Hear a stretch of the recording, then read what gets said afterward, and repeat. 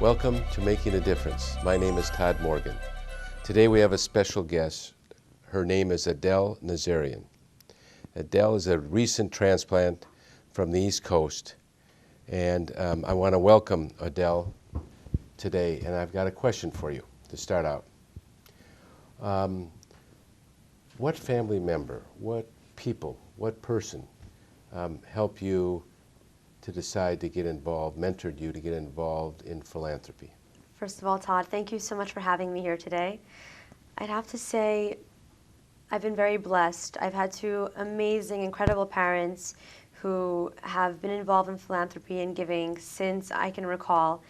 Though they never really pushed it on us, you teach by rote, and my parents really set an amazing example for me. And I felt ever since I was little that I had a mission in this world to really accomplish, and it's been a passion for, a love for humanity, for other people, and I can say that my passion and love for helping humanity and helping others really stemmed from my home life. So, to make a long story short, So your family was your role model? In a sense, it started there.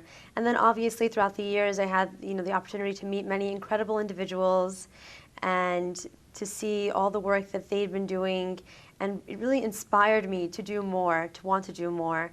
And someday in the near future, I hope to start my own nonprofit. It's been a passion of mine since I was little, and I have to say, I've always been very internationally inclined, very worldly. In fact, I'm operating a London-based think tank currently out of Southern California called the Henry Jackson Society.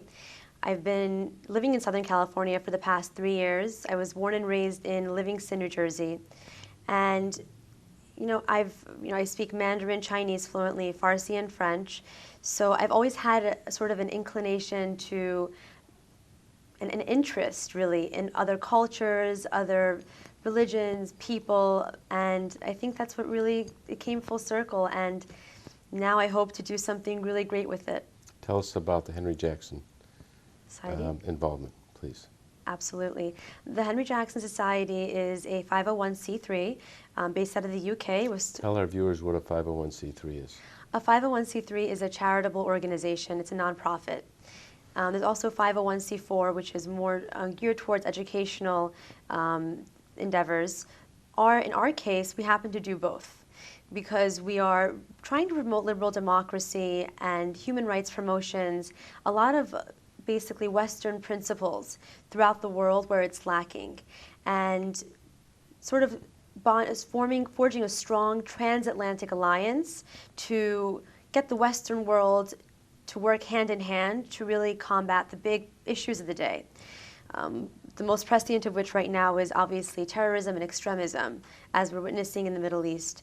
But let's not get politics involved right now. But essentially, what we do is we work a lot with members of parliament and try to educate them, get them material that they can use to really influence positive change and impact what's going on in the world. And increasingly, we've been increasing our presence in America, and hopefully we'll be reaching Congress as well and touching many, many lives and changing the way the world operates in a more positive way. You were one of the founders of this organization? I was not. My colleague, the executive director, Dr. Alan Mendoza, was the founder, in fact. It was started in 2006. And recently, about a year ago, they've merged forces with the Center for Social Cohesion, which was headed by Douglas Murray, a very well-known author in the UK. So the two of them are kind of, making a difference in the world. And I was very happy that I could come on board. I was very interested in the amazing work that they were doing, and it really inspired me to get involved. So looking forward to what the future holds.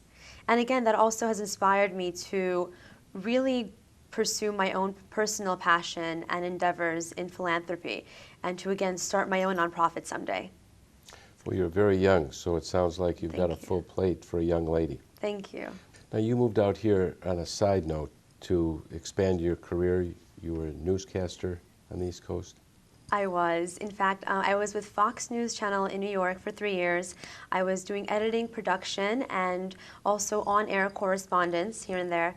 I guess my most notable on-air appearance had to do with the fraudulent Iranian elections, where Ahmadinejad was, interestingly enough, voted in again.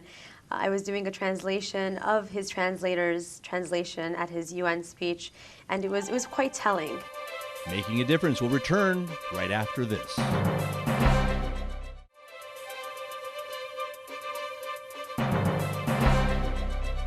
What are some of the other areas of philanthropy that you have a passion for? You know, ever since I was younger, I was in middle school, I started sponsoring a few children out in the Middle East, actually also in India and Africa. And I have to say, my international inclination has always been there, but as I've gotten older, especially as I've recently moved to Southern California the last 3 years, I've realized that right here in our very own home base in America, in our very own backyard, there's so many problems that need to be addressed. There's the problem with hunger, with, I guess, lapse in education. For the past 30 years, I feel we've fallen behind tremendously when compared to other countries in terms of educating our youth. And I know 5 states have recently implemented, I guess, a law to extend their hours, the school hours. I think it's Tennessee, Colorado, Connecticut, New York, and Ohio, I'm not certain. But I think it's a fantastic and progressive step in the right direction.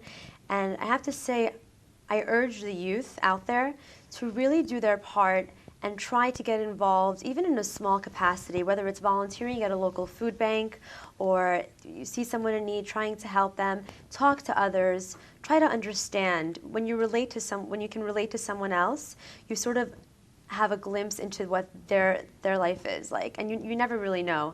So it's really an amazing feeling to be able to give and knowing you can impact someone's life in a positive way. So your suggestion to other young adults to get involved for gratification is it has a meaningful impact in their lives. Getting to know other people, helping other people makes a difference for them. Did I say that? Absolutely. I think there have been some scientific studies, in fact, done to support this, that giving and charitable causes, just giving promotes happiness. They're both interrelated. So I definitely urge them to get out there and do their part. And you know, it's very difficult and challenging. You have to have a real passion to go after it yourself and to really establish a nonprofit or organization where you're going to go full throttle and do that. Some people are born leaders and some people are followers. I like to consider myself a leader in that regard. Oh, really? And so, well, I have obviously a fantastic example in front of me and the amazing work that you've done. So I hope to follow in those steps as well. But I hope that I can be a voice of reason, a voice of, you know, inspiration for many people who don't necessarily have one, and, you know, inspire and continue to do amazing work. I know I haven't done anything yet compared to what I hope to achieve, but I look forward to the road ahead. I want to thank you for coming. I'm sure our audience will see more of you from just these few minutes I've spent listening and getting to know you about you in the future. And I'm looking forward to also see the philanthropic work that you'll be doing. I'm sure it's going to be a great deal in the coming years. Thank you very much. And thank you for making a difference.